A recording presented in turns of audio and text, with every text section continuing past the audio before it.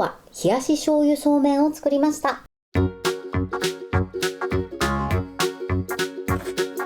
こんにちは、料理研究家のゆかりです。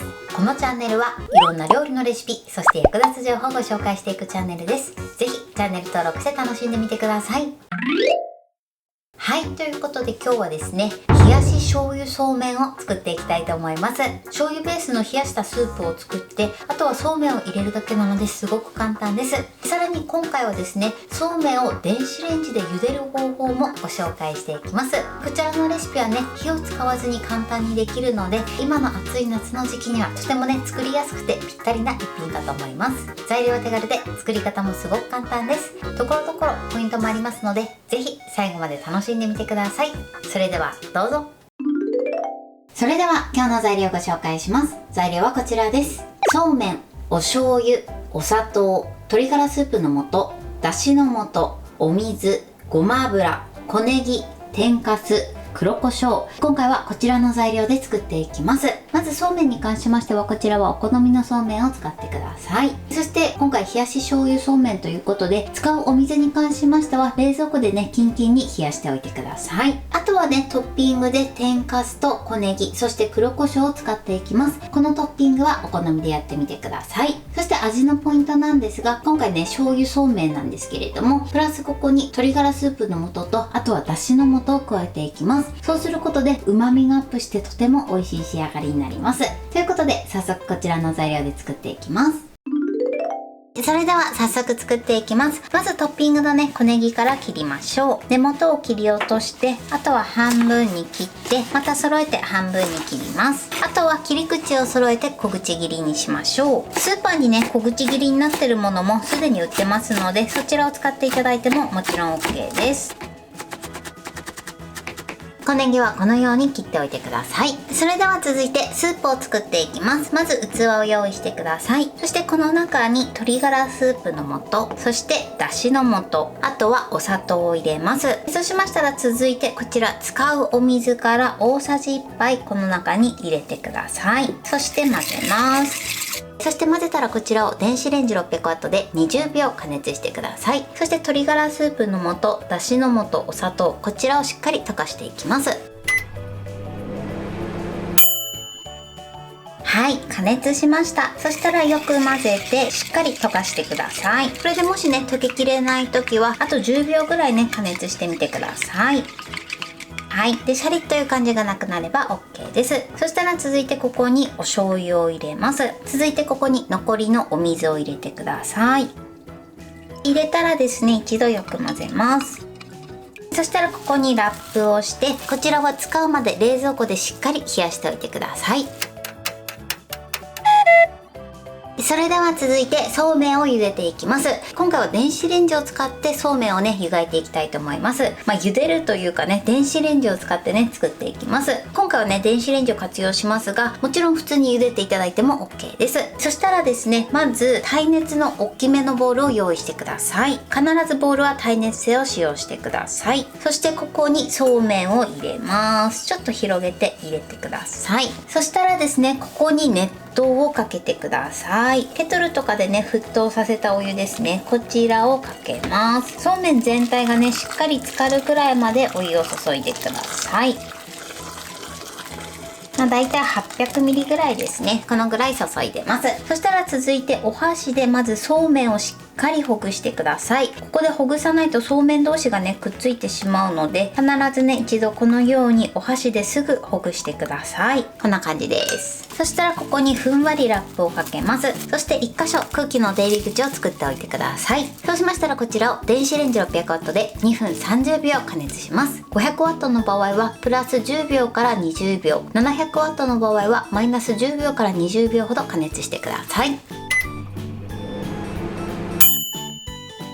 はい、2分30秒加熱しました。ラップを外します。やけどしないようにね、注意してください。そしたらね、もう一度よくほぐして、そして数本取っていただいて、そして麺の硬さをチェックしてください。これで芯が残ってなければ OK です。もし芯が残っている場合はプラス30秒ほど加熱してみてください。そしたらこちら湯切りします。やけどしないように湯切りします。そしたらですね、冷水でね、しっかり水洗いしてください。ここでね、そうめんはもみ洗いしてください。氷水とかあればね、氷水でしっかりね締めていただくとより美味しく召し上がっていただけると思います。夏の時期だとね、水道水のお水もねちょっとぬるくなってる時があるので、その時は氷水でねしっかりねそうめんを冷やしてください。あとはね、もみ洗いもします。はい、 OK です。そしたらしっかりね水を切ってください。そうめんはこれで完成です。このようにね、電子レンジでもプリッとした仕上がりになります。